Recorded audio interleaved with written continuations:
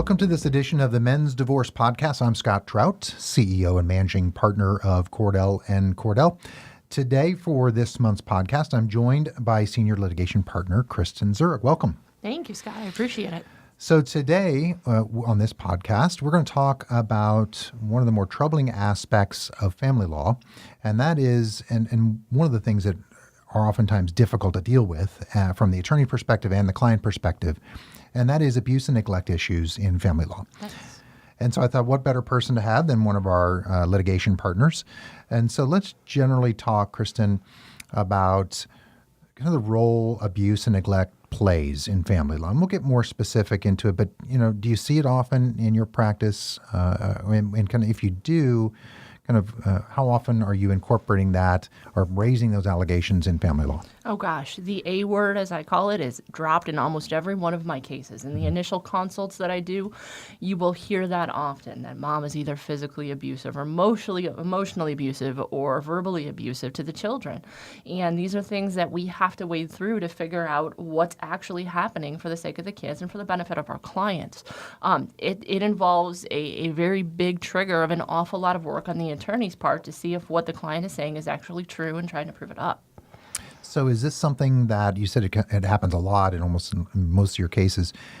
Do you ask the question in a consult with the client, or are they raising that issue? And kind of walk us through that process for everyone listening. Sure. So usually when people come in my door, I'm asking them, why are you here? What's caused the breakdown of your marriage? And why are you sitting across the table from me? And that's when all of the stuff spews out of, well, mom drinks, mom does drugs, mom's been verbally and physically abusive to me in front of the kids, mom's mean to the children, mom's verbally abusive to the children. So then I have to sort of triage the problems that they're bringing to the table to figure out how best to prove that up in the court of law. So I assume that in some states, I know, you can use misconduct, abuse, not only obviously in custody issues, but you can use it for property division, attorney's fees. Right. You can do it in Missouri. You can do it in Missouri. The judges are, any sort of abuse allegations like that are much more important when it comes to custody than it does when it comes to money. It's a very rare situation when the property division is implemented in any way, shape, or form, affected in any way, shape, or form by abuse on mom or dad's part. But I've seen it happen before in my 15 years of doing this. So with the prevalence of the allegations of abuse, so are you asking clients in these consults? Because obviously I can imagine a guy would come in and let's just assume he has some bad facts. Maybe he has some discipline issues with the kids. I mean, they're not volunteering that information, are they? And if they're not, how are you getting it out of them? And are you at that consult? That I'm not. If there's bad facts on our client side, on dad's side, usually you don't come to the table and bring that in the first instance. Most folks that are sitting across the table from me are trying to make themselves look as best as possible. But as the case progresses, as I start to speak to mom's attorney, that's when I find out that there very well might be some issues on my client's side. And so if mom, pulls and tries to make allegations against my client, then a guardian ad litem would be appointed. And I know we'll talk about that in a minute, but if I start to hear some of those things they're swirling, I will usually try to work with my client to, and it's a strong word, but to clean him up a little bit. So if he has problems with discipline, I'll send him, hey, I'm going to send you to a parenting class to give you a little bit better tools as to how to react instead of screaming or hitting. I will suggest that he go to counseling to deal with his divorce, since divorce is a very emotional thing, and men, in my experience, process it a heck of a lot differently than women do. So, and we're throwing around the word the words abuse and neglect loosely. I mean, I think the first thing that comes to my mind is a physical, but there are many other types. Can you talk about the types of abuse and neglect that you've seen in the number of years that you've been practicing in family law? I have. I've unfortunately seen physical abuse when the kids have come back from another parent's home with marks on them. I have seen, unfortunately, sexual abuse cases where we've had to make referrals to the Children's Advocacy Center to figure out if indeed that did happen. I've seen verbal abuse on the kids and kids shrinking when they're with the other parent. I've seen emotional abuse where the kids they act differently with both parents because the households are so different. And I've seen now pretty routinely, I see alienation, which is a form of emotional abuse to the children. So how do the judges feel? I mean, generally, in your experience, when you're going to court, you're trying your cases, are there varying perceptions, reactions by the court system? or degrees of reaction based upon the types of abuse that you've just stated? Sure. The physical abuse and the physical abuse kinds of things the courts take obviously hugely seriously. They're going to make you either get a guardian ad litem or refer it out to the police or refer it out to the juvenile court system. So they don't sit well with that at all. The emotional and the emotional abuse and the alienation, that's stuff that you have to really jump through some hoops to prove. So that's working with psychologists, working with custody evaluators, because the judge's job in any divorce is to make sure the kids can go back and forth between mom's and dad's house with the least amount of friction and problems possible. The judge wants to make sure that the two households for the kids are substantially similar. And if they're not, and if there's huge problems in one household, it's the judge's job to fix it. All right. So let's talk about a guy that comes in, has some bad facts, or at least bad allegations, whether they're true or not. Allegations that he's either physically or emotionally abusing the kids.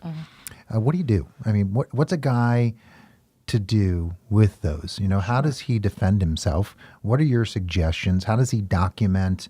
Let's just kind of walk through what you would tell a client. And, there's guys out there right now who, I have seen it throughout my practice. The allegations are loosely thrown out and some are false and it's terrible. So what do you tell a client? What are they going to do? Sure. The struggle in situations like that is when your client is coming with these allegations that are being made against them, it's like the spotlight's on them. And so in order to be successful, I've got to get the spotlight off of dad and put it back on mom for the bad behavior she's doing in terms of alienation or in terms of trying to turn the kids against dad emotionally. And so I need to get some other people on my client's side other than me. So I would get him to a counselor immediately if I needed to. So I have someone who can vouch for my client's mental health state and vouch for the fact that when he relays to his children, he's not abusive. I would ask for a guardian ad litem in court in a heartbeat because kids, unfortunately, are easily manipulated in a divorce case. And one of the things that I have found in my 15 years of doing this is that kids are more apt, unfortunately, to hurt the parent that they know will take them back. That if one parent is emotionally abusive to them, they will say unfortunate things about the other parent because they know that parent loves them unconditionally and they'll always be there for them regardless of how they act to that parent. And so a guardian ad litem is usually one of your best resources in cases like this where the allegations are flying fast and furious because they can investigate and they can order psychological testing and they can get to the bottom of the mudslinging contest. Yeah. So before we talk about the guardian, I know there are names that are used in various states, and we'll talk about really what that person is. But let's talk about, I always tell my clients, you want to avoid the he said, she said, because without third-party witnesses, your guy's dead. It's typically. That's part of the challenge for us at Cordell representing guys is, the stereotypes and the system working against him in some respects. And it's made great leaps and bounds forward, no doubt. But what does a guy do? Do they get experts? Do they get third-party witnesses? And they certainly can't be friends and family members, most likely. Obviously you're going to have a number of those. But what do you do? What do you tell a guy? What does he do to secure witnesses? Sure. So obviously there are friends and family members that have seen you interact with your wife or seen you interact with your kids that can speak volumes about what's happening. When I explain a guardian ad litem is put on a case of mine, I'll tell my clients, look, the only way for them to really understand the he said, she said that is coming is to get the full circle of the story. And the more people that can corroborate your story and your side of the story about what a good dad you are and how involved you are in the kids' lives, and then it's mom that comes home screaming out and your neighbors can hear her when she gets home every day instead of you, the more often your story can be told by other people, the more it's got a higher level of veracity. I always ask my clients, what's mom going to say and who's going to back her up? And if they don't, it's just her mom and her sister, well, then you automatically get a higher level of credibility because there's other people that can back up your story.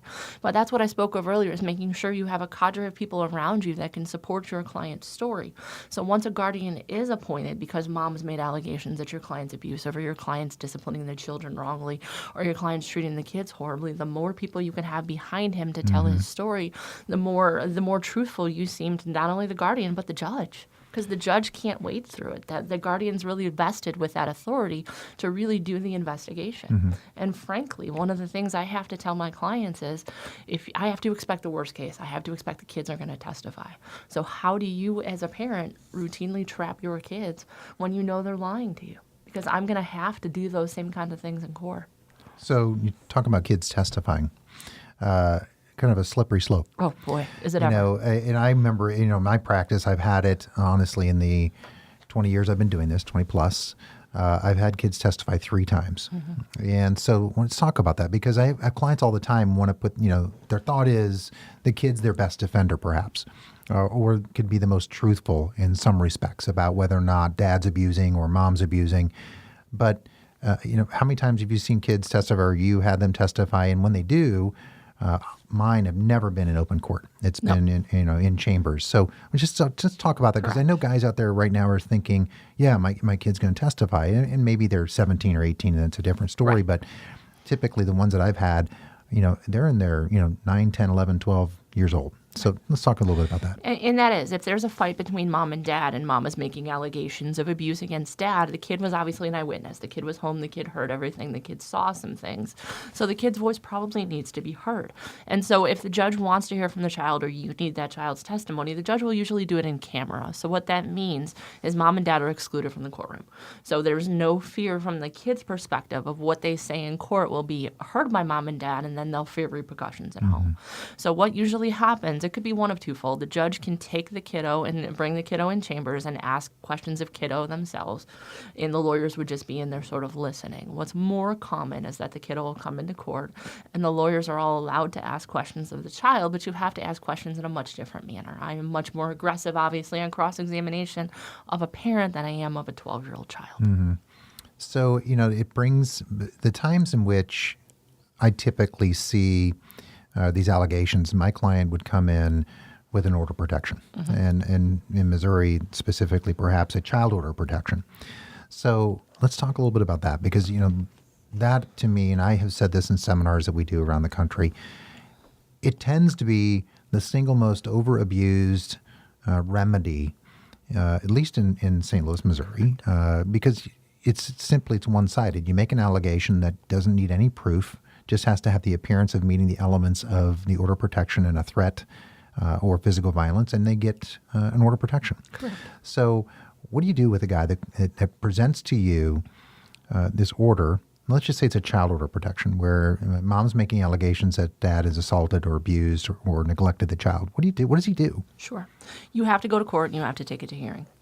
9 times out of 10, mom has only filed these things to try to get a leg up in a divorce. Unfortunately, in our jurisdiction, they don't cost anything to file. And so what I've usually found is women are filing these things to try to get a leg up in a divorce early on. They're trying to get custody of the home. They're trying to get custody of the kids without paying the filing fee and actually filing for divorce. And so one of the best strategies, because I think orders of protections, frankly, are red herrings. The likelihood of anything happening to the depth and breadth of what mom has claimed in the filing is slim to none. I mean, and so what you end up having to do is you have to file for divorce to be able to start the case, whereupon the judge has a much broader view as to how to rule on questions of custody and questions of support.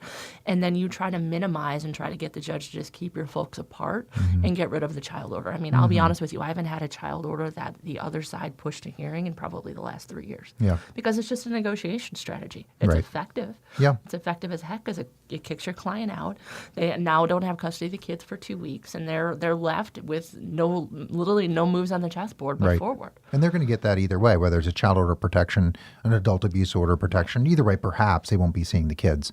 So let's talk about, because there's some dangers, and I always counsel my clients when they want to go to hearing, because oftentimes you have to. Right. Because the allegations are so ridiculous, perhaps, or they're faulty in their face. What are the risks of losing? Sure. What happens if you have a finding of abuse? And obviously there's some issues with owning and possessing a firearm that we won't talk about. But what happens in your custody case, in a guy's custody case, if he takes that order of protection to trial and the judge simply just wants to take the easy road, even though perhaps the facts aren't so great, for mom and as she's pled and rules against the client? What happens? The negative part about forcing an order of protection to hearing for me is twofold.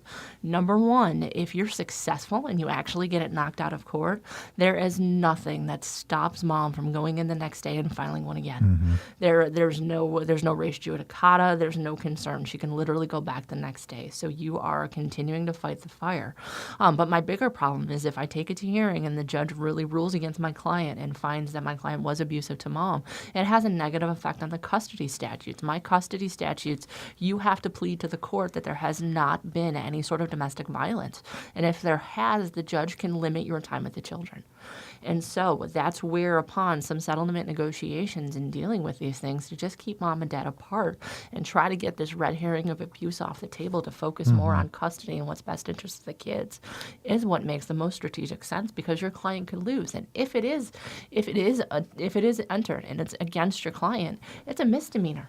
Wow. So now you have criminal back. So it's going to show up on a criminal background check. It'll show up, if it's a kid one, it'll show up on a child abuse and neglect search. So if you wanted to volunteer at your church and spend time and coach your kid's baseball team, you're not going to be able to do that if you have a negative finding against you.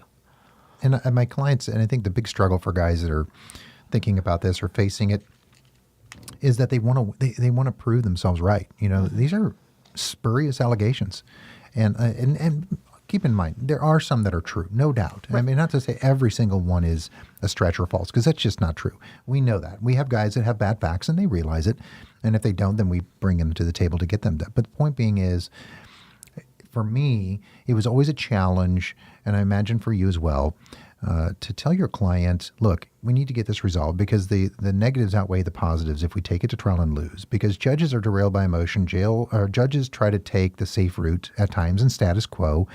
And I remember, gosh, in the early 90s, there was a judge on the bench who would always say, well, look, I'm just going to issue an order. I don't care what the facts are. I'm just going to keep you both away from each other. And that's just the way it's going to be. Right. And we didn't have many choices, you know, because it's a lengthy appeal process and your chances are losing. So the point is how do you counsel clients?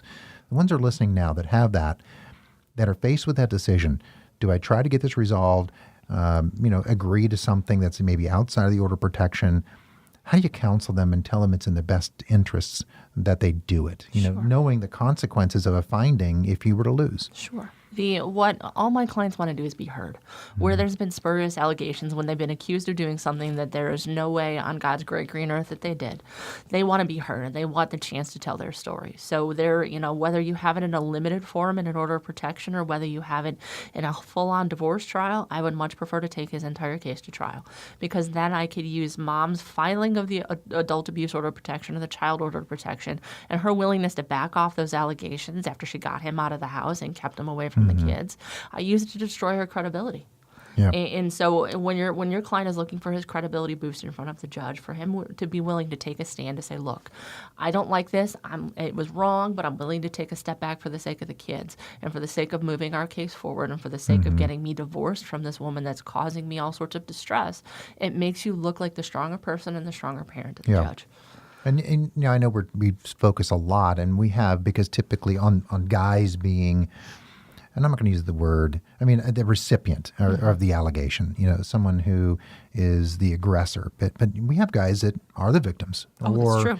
Of physical violence, no doubt. And I have one, and we'll just jump forward, and then I'm going to kind of loop back into the process here. But I can tell you what guys face is, to me, probably one of the more stronger challenges is convincing the bench that they are victims of physical violence. Correct. As a guy. Correct. And I always tell this story because it was so unbelievable in my experience and my walk with the very first time I had a guy whose wife got upset that the marriage was over. And our guy was pretty clean in terms of facts. They just fell out of love. Well, she decided to take a frying pan to his face. And, he was laying on the couch asleep, and she just smashed him across the face with a frying pan and broke his orbital socket. Mm-hmm. So he goes, obviously, to the hospital, and he has to have surgery. And so we file an order of protection, and it was denied. And so I walk back in, and so it's set for a full hearing because he wasn't granted an ex parte, which is kind of without notice. And I looked at the judge and I said, Judge, let me show you the pictures of my client's face and his police report. And mom was arrested and charged with assault. And the judge's reaction was, why didn't he defend himself? Right. And it was crazy. I looked at the judge like he had literally lost his mind because, and I even said, I said, Judge, if I came into you representing the woman, you would never, ever say, why did she not defend herself? And that's kind of and I don't know what your experience is, but ultimately we never did prevail. A judge convinced us to just raise it at trial in the domestic case. And we had kids in there and we didn't get any relief. And that is, to me, one of the huge stereotypical issues that guys face when they're the victim. Is, we're supposed to be men, and strong and capable of defending this woman who was obviously one half of his size anyway, but yet she took a weapon, and obviously it's unusual. But I don't know what your experience is, but that was my first, experience many, many years ago to the stereotypes that guys face. They're supposed to be the aggressor, and this guy was the victim. He got put in the hospital. Right. The hardest part that I see in my practice is when guys are a victim of abuse, when they call the police and they bring the police over to the house, the police, first of all, never believe them because the police are preconditioned to believe when they come over to deal with the domestic that dad's the problem and they need to yank dad. I've had clients that have told me when the police have come and they could hear mom yelling in the background on the phone and they could hear the high-pitched screams of her like losing it. When the cops came, they still took issue with our client. Yeah. And the other thing, unfortunate part that I find is because the cops don't believe them and they're reluctant to take their story in the first instance, the men don't want to see it through. I've had a number of clients that have come and sat across the table from me, told me that they've been abused by their wives. They have told me the stories. It meets the statutory definition of abuse, but they never went to court to get an order of protection because it's just not, men don't think they're going to be believed. Yeah. And so I guess my advice to men out there that if you are undergoing abuse and you are taking abuse from your wife, you need to go and report it. Yeah. You don't have to stand for it just because you're a guy. Right. There's remedies available. That's the point, is take advantage of them. Right. And it can, and probably does, if you're successful, put you in a very powerful position. I always refer to it as you're driving the bus and put your wife as a passenger and you're steering it. And that's the way, it's really the kind of the ultimate goal is to not be a passenger. Correct. Out of control. And oftentimes, I guess irrespective of abuse allegations, guys are simply passengers. And part of what, at least I talk to clients about here at Cordell is let's try to take control of our own case. Let's try to be driving the bus. And so, I think that's just, to me, when I thought about abuse and neglect, I'll never forget that moment when I was so stunned that the judge looked at it and we just couldn't prevail. And actually, I took it on appeal just because I wanted to prove a point. That the stereotypes still exist, and it is difficult for guys. So let's move on to, we've talked a lot about what this guardian ad litem is, and every state around the country has a different word for it. It could be child advocate. What is typically, when a court appoints someone, what is that when there's abuse and neglect issues or someone? Tell everyone, the listeners, what that is and what the process is typically. And I know you'll speak the process-wise as it relates to Missouri only, right, but typically the general appointment of this person will be relevant across the country. Sure. So whether, we call it a guardian ad litem, some states call it a conservator, some states call it a child advocate, but one is usually triggered when there are allegations of abuse or neglect raised. So whether it's emotional abuse, heck, I just had one appointed where there was allegations of educational neglect, that we have a child who's severely behind and that the child needs to get caught back up and mom isn't doing what she needs to do to make that happen. And so the judge appointed this person to weed through the he said, she said stuff in the case, to do an investigation is a strong word, but they are going to go through the facts to figure out exactly what's happening and make recommendations to the court that is in the child's best interest. And so when mom is throwing allegations at you and you don't know how to defend them, it's time to get a third third party on your side. And a guardian will do the work. I mean, and no matter where you get them appointed, as long as you appoint someone that you trust and you know professionally, or your lawyer knows professionally, they will do the work because they have to answer to the court if they don't. And so they will talk to mom, they'll talk to dad, they'll talk to family members, they'll talk to friends, they'll talk to the kids, which is probably one of the most important things that I've seen lately in cases where the guardians are now refusing to even meet with the kids when mom would bring the kid to the office and then dad would bring the kid to the office, because you as a guardian can really tell when the kids are prepped to have a conversation with a parent or with when the parent drives them. Yeah. But if the guardians will meet the kids on their own territory. They're now that school's back in session. I just had a guardian reach out to say, hey, I'd really like to go meet with the kid at school, so I'm going to reach out to the counselor and I'm going to go talk to the kid at school, but I'm not going to let mom and dad know what had happened, so the kid can't be prepped to say whatever mom and dad want them to say. And so after they do this level of investigation, they're going to report back to the court what they actually did find. And what guardian, once they actually weed through the he said, she said stuff, there might be a bad fact or two on your client's behalf, but there's also going to be a bunch of bad facts about mom. So that's getting the spotlight again off of your client and trying to shine it a little bit back on mom to give your client a more equal playing field in front of the judge. So I think guardians are typically attorneys, right? Correct. And so I've always told clients, I mean, there's some risks. There's pros and cons. Because, and I always put it this way, and it can be misinterpreted, but it is a harsh way to say this. And I always say that guardian ad litem appointment or an attorney advocate or a child representative, whatever the term is in your state, it can be much like calling an electrician and appointing an electrician to do an investigation. Now, guardians are trained, no doubt, but I think they're asked to do an investigation and analysis and recommendation that perhaps, depending upon the circumstances, far exceeds what their competency level would be. Meaning that a psychologist may have a better chance and far more educated and trained than an attorney. There's no way that I would feel confident in making a custody recommendation in certain cases. And so that's why I said, might as well get an electrician to do it. It's the same kind of standard. That's harsh. I mean, it is harsh. But the point is, that's the risk. I would tell my clients, that's the risk, perhaps, is that you were asking someone, you're putting the lives of your children and your future in the hands of a third party that, one, you don't know, and two, that ultimately will align with one side or the other. Meaning that, in my experience, it's like having two attorneys against you. If you can't convince the guardian on your side to make the recommendation, it's tough.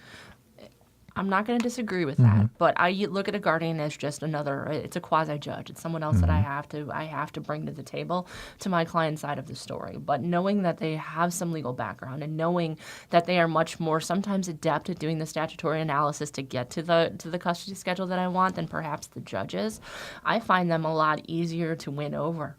And at least I know that they're going to do the work, okay? So realistically, I've had some guardians that have obviously gone against me. But when they come into court, I will put them on the stand. I will cross-examine them about what they've done in terms of their work. And if they don't do the necessary follow-through, if they haven't met with the kid more than once, if they've only talked to mom's side rather than dad's, well, then you expose their bias, and the judge is already disinclined to listen to what they have to say because I've proven their bias. So, yeah, that is very true. That you very well might get a guardian who doesn't like your client or who is now biased against your client, but then I have a better shot with the judge. So if I have a shot to get somebody else on my client's side, to help his story, to win over what I want from my client, I'm going to do it, even if there are risks, because if you work a case correctly and ask the guardian to do the work and lead them down the path you want them to view, it's very hard for them not to come around to what you want. And as a typical male attorney, that I'm representing the guys instead of the women, when you have that, you are literally fighting against mom who wants most of the custody for herself. Right. That's the routine situation. Yeah. And so I would much rather try to have somebody else on my side to show her that dad's not a bad guy. He really wants to be involved in the kids' lives, and to be able to get somebody else to support his position other than mom crossing her arms and saying, nope, the kids are mine. So if you have bad facts, do you want a guardian? If I have bad facts, I will want a guardian, but I will want a counselor on the back end to help massage the bad facts. Yeah. So if I have a client that came in and said, God, Chris, you know what, I was really upset. I did really yell at her. I raised my voice. I threw something at her in front of the kids, and I really regret it. Right. Well, he's going to go to counseling. He's going to talk to somebody about it. And so I have somebody else who's willing to come into court to say, you know what, Dad atoned for what he did, and he knows that he did something wrong, and he's never going to do it again. Yeah. Because then you show when there is something bad on your side, if you take the steps to fix it, you're showing that, yeah, you know what, I am human, but I recognize I made a mistake. 9 times out of 10 on the other side of the table, they're not making that same level of atonement. So part of being a really good attorney is positioning yourself to look like the more reasonable party. Yeah. And so that in any case like this, especially where there's abuse, I've got to get to the level of reasonableness for my client to be successful.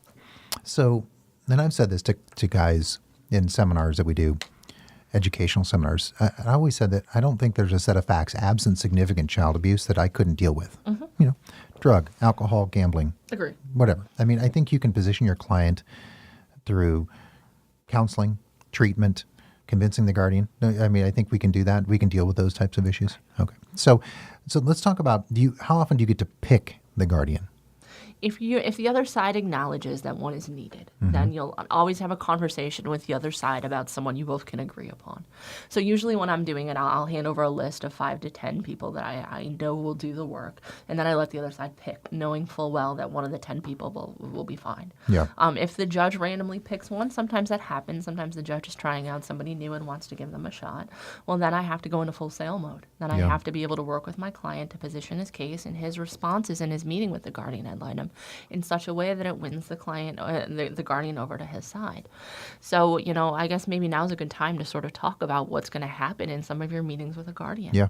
I mean, they're going to want your history of how you and mom met, and they're going to want to know how you and mom broke up. But they're going to try to ask you some really tricky questions to see what kind of insight you personally have of yourself as a parent. So a common question they're going to ask is, what is your strength as a dad? What do you do? What do you do well? What could you do better? And you had better have an answer to come in to be able to say that. So yeah, if it is, I yell a lot when I'm really upset. Maybe I can find a better way to deal with my anger when it comes up. That shows some insight on the guardian's behalf. Yeah. It's like, I always tell the clients when you're testifying, you better know all your kids' friends' names. Bingo. What size shirt and shoes and pants they wear. I mean, it's funny when, I started doing this and I have 5 kids, I was thinking, gosh, I don't even know what size shirt they wear. And then I'm not getting divorced, but, it's you kind of fall into those roles again. But it's about preparation. I always talk to client appearance and preparation and presentation. Oh, it's the most important. I had, in that same vein, I had a guardian bring out the pediatric records, because every time a kid gets shots, you have to initial for it. Yeah. Pointed out, hey, if you're really so involved, how come you didn't go to any of these shot appointments in the first 5 years? Right. And my client couldn't explain his way around it. Right. But it is preparation, and it's having some insight on what you do well as a parent. And, another trick question guardians will routinely ask you is, what does mom do that's good? Now, when you're in the heat of contested custody litigation, it is very, very hard for you to find anything positive to say about your ex. I fully acknowledge that.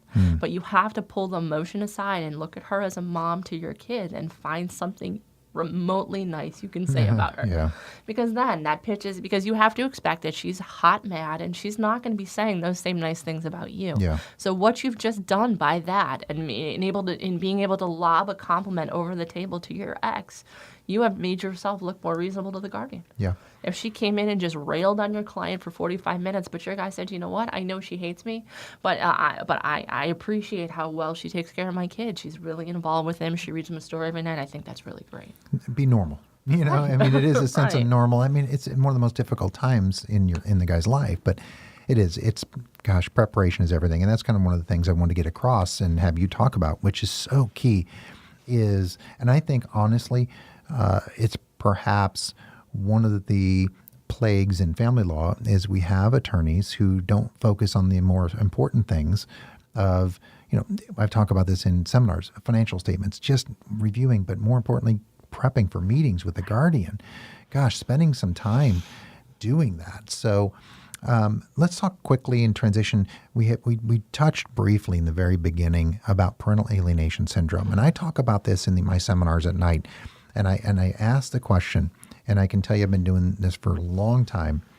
and over 100 seminars probably, and I always say, how many guys have heard of parental alienation syndrome? Raise your hand. And it's one, maybe two. Okay. And so I'm sure there's guys out there now, they're Googling it while we're talking, but tell them a little bit about PAS, how you use it. We have, 5 minutes left in our podcast, so why don't you just kind of go through that a little bit? Sure. So you're going to find this is something that is talked about routinely in family law circles.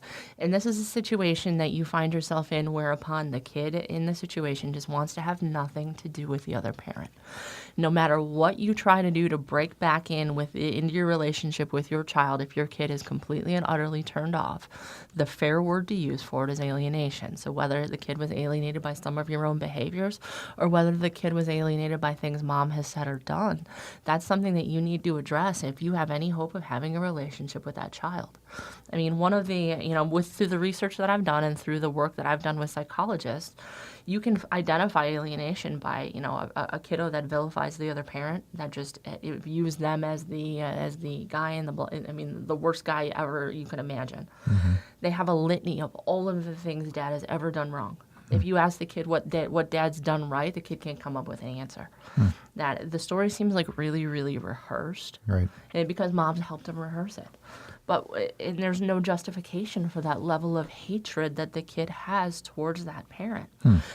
For example, I had a case whereupon mom severely alienated the older child from my client. The kid got on the stand and just railed on dad for 20 minutes. Wow. And the judge said, "Tell me something nice about dad." And the kid couldn't do it. Oh. And the judge found that mom had alienated the kid from dad. And so in his final order, if kid didn't go and see my client got a discount on his child support because of mom's bad acts. Yeah.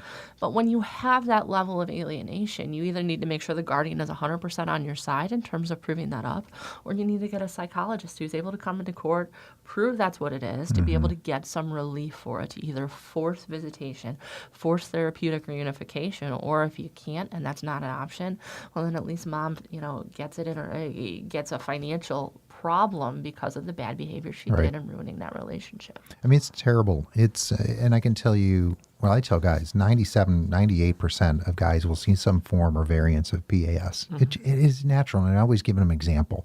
And my example, very similar to instances, is dad moves out, because one of the things that guys move out because they just don't want to be in the house or they're physically removed. And mom begins this pattern of alienation where child says, well, why hasn't dad come to my ball games? Well, he's got a new family now, and he's with his new girlfriend, and he's got a new child. It's her child, but I will always be here for you. And I loved you, and I wanted to keep daddy and mommy together, but daddy had different plans.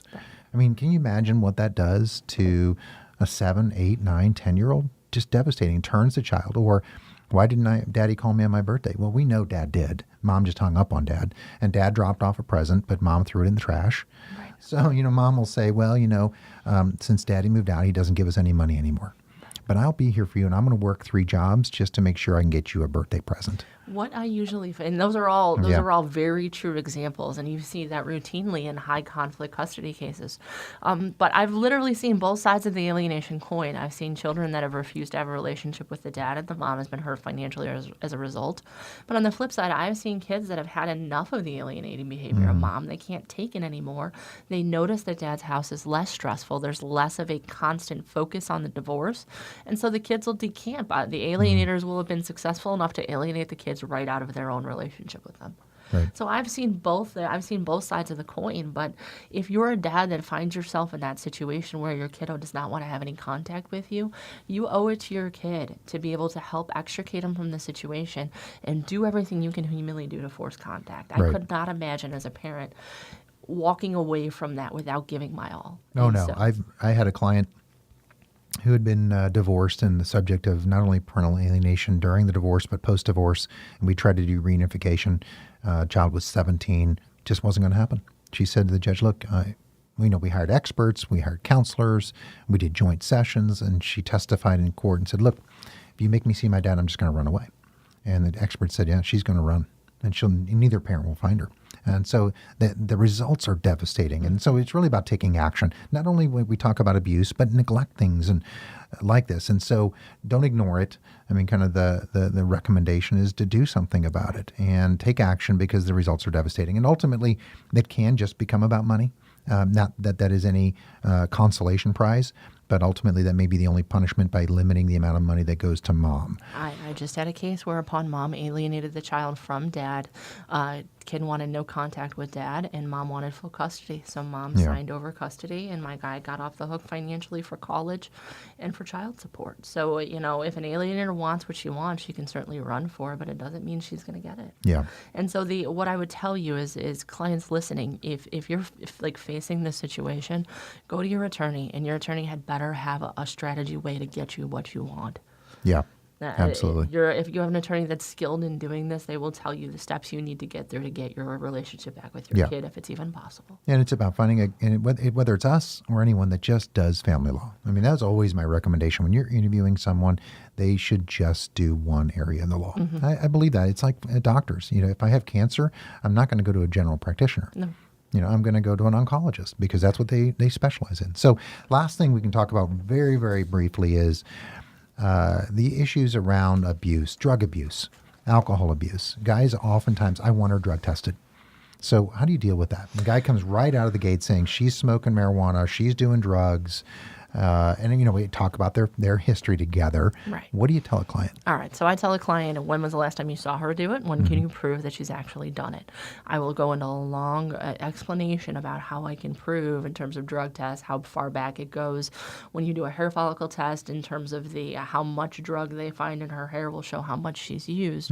But the caveat is, if the judge is going to order her to do it, he's going to order you to do it too. And God help you if you're dirty. Right. Exactly. You complain, and then it's pot calling the kettle black, right? And the same thing goes for alcohol. I mean, alcohol is not illegal, and so we acknowledge that, but you have to use it in such a way that it's responsible around your children. And so if you are going to make a huge issue of her being an alcoholic, if the kids come back and say, yeah, we saw Dad drinking 3 beers with pizza the other night, well, the guardian's not going to listen to a darn thing you're saying. So you have to expect that if you're the one lobbying the allegation, number one, you might be drug into it too. You might be forced to have those same kind of tests.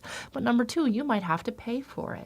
So I had a client demand SoberLink on mom, saying that she uses alcohol this time when she has the kids. SoberLink is expensive. It's like $300 a month. My client had to pay for it for 3 months to see if she was actually on alcohol. And so you have to expect that if you're going to make these allegations, you better back them up. Yeah, and be able to prove it. I mean, I'll tell the clients, look, if it comes back clean, I mean, it does your kind of credibility damage, especially when you go forward. You just wasted time. So you just have to be certain, because that's a big thing. But it's a risk reward. I mean, if you can get a positive test on her, huge payoff potentially. But you got to be prepared. You have to be clean, and so that's kind of my perspective on at least drug testing and hair follicle. There are ways. Just have that communication with your attorney about it, because it's another opportunity when you're dealing with abuse and neglect issues. So, all right, that's all the time we have for today. I want to thank Kristin for her invaluable insight and experience and kind of telling us a little bit about her cases and clients. And so thanks for joining us. Thanks for having me, Scott. So make sure to check out all of the news and the information, podcast, videos that are on mensdivorce.com. Check Men's Divorce out on Facebook and Twitter at Men's Divorce News. And make sure to download our Men's Divorce Source app on the App Store. Again, thanks for joining us. I'm Scott Trout, CEO and Managing Partner of Cordell Cordell. Hope this was helpful to you all out there. Until next time, have a great week.